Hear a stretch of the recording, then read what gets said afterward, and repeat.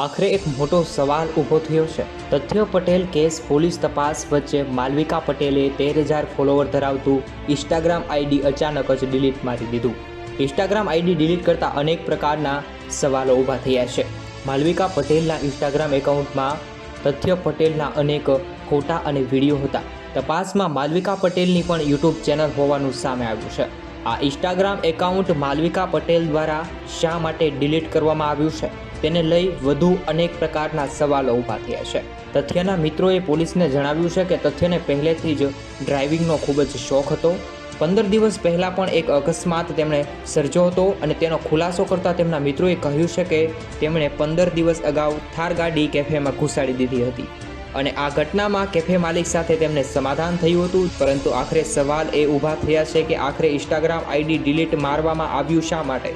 ખરેખર ચોંકાવનારા સમાચાર સામે આવ્યા છે। વધુ સમાચારની અપડેટ જાણવા માટે આ ચેનલ પર જોડાયેલા રહો। તમને આ સમાચાર ગમ્યા હોય તો એક લાઇક કરો અને જરૂરથી એક કોમેન્ટ કરજો કે શા માટે આને ઇન્સ્ટાગ્રામ આઈડી ડિલીટ માર્યું છે। અનેક પ્રકારના સવાલો ઊભા થયા છે। તમારો કંઈ સવાલ હોય તો જરૂરથી કોમેન્ટમાં જણાવો।